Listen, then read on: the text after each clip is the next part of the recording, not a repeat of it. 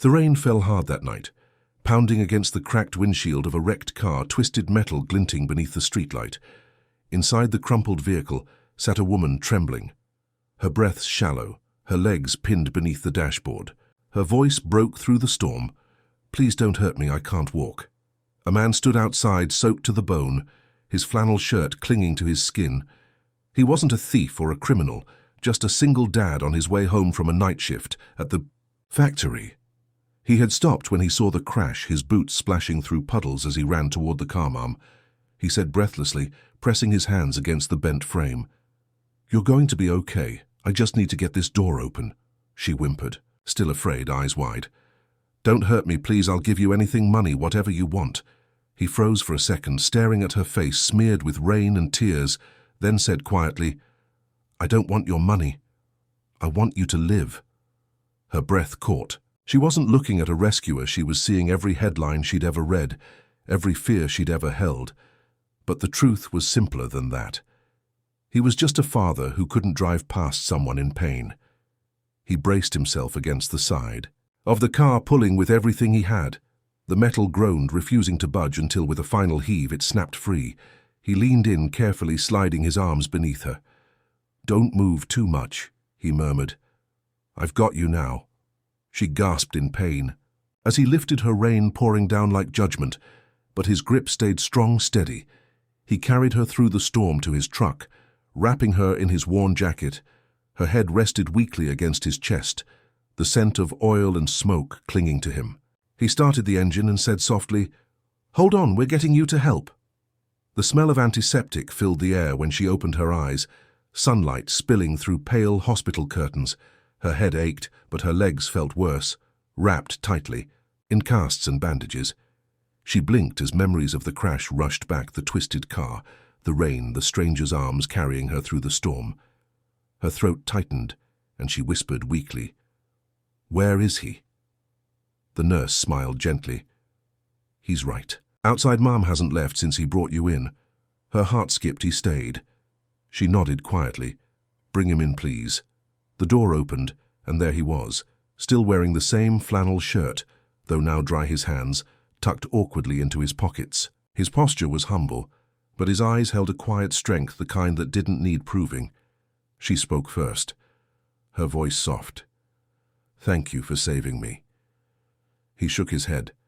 "I didn't save you, ma'am. I just did what anyone should." She looked down at her bandaged legs, then back at him. "Do you know who I am?" He smiled faintly. "Yes, ma'am, I do. You're Claire Monroe, CEO of Monarch Industries, the same woman who closed half the city's factories last year."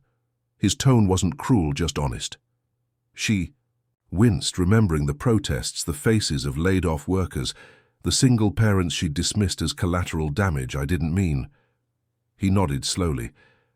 "I know you were trying to save the company, but some of us just wished you'd tried to. Save the people, too." Her throat tightened, shame mixed with gratitude flooding her chest. "I thought you'd hate me." He looked at her kindly. "My daughter loves those factories. She said one day she'd work there to make something with her own hands. Then they closed. I was angry for a while. But when I saw that car, I didn't see a CEO. I saw a person who needed help. That was enough." She swallowed, hard eyes stinging. "You carried me when I couldn't walk." He gave a small nod. "Sometimes life has to break us to remind us how to stand again, ma'am." The next morning the hospital was quiet, sunlight warming the pale walls. Claire sat up slowly, watching the man pour coffee into a paper cup by the window. He looked like he didn't belong there, but at the same time like he fit everywhere, grounded, real steady. She cleared her throat softly. "You never told me your name." He turned, smiling faintly. "Daniel, just Daniel." She repeated it under her breath, as if tasting something unfamiliar. "Thank you." "Daniel, for not leaving me." He shrugged. "I couldn't even if I wanted to. My daughter always says you don't walk away from someone who needs you, no matter who they are." Claire's eyes softened. "You're raising her alone?" He nodded. "Since her mum passed 5 years ago. She's the reason I still show up every day. She keeps me from turning." Bitter Claire looked down at her hands, her voice trembling. "Daniel, I need to tell you something." That night before the accident I was driving home from. A meeting about closing another factory. She paused, shame thick in her throat. I kept thinking about numbers, profits, nothing else. I thought people were just figures on a page. She glanced at him, tears glinting. But when I woke up and saw you there, I realized I'd forgotten what those figures really were. Families like yours. He said nothing for a long time, just sipped his coffee, watching her quietly. Finally he said, "You can't change what's gone, but you can decide what comes next." She met. His gaze then nodded slowly. "I will, starting with the factories, I'll reopen them the right way, better wages, better conditions." Daniel blinked, unsure if he'd heard her right. "You'd really do that?" She smiled through her tears. "I would, because for the first time I understand what it means to build something worth keeping.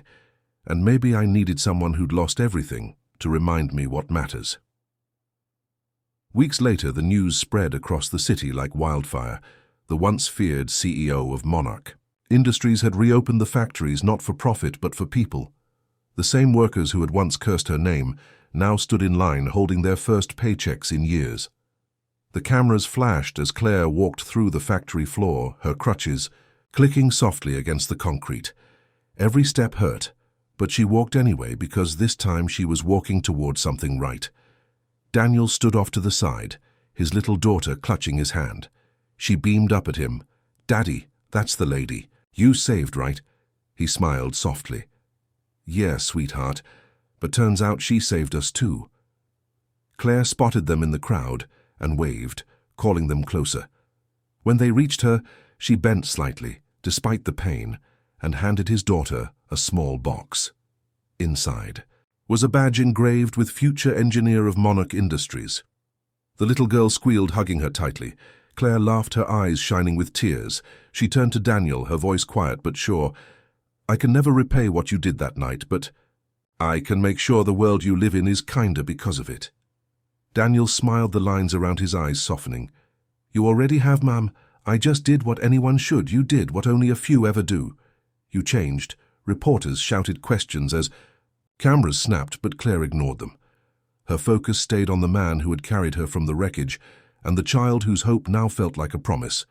The once cold CEO had finally found her purpose, not in power, but in people as the machines rumbled back to life and the workers cheered. Claire looked out across the factory and whispered a quiet thank you carried by the echo of turning gears. If this story moved, you share it, so others never forget that one selfless act can rewrite a destiny in ways no one sees coming.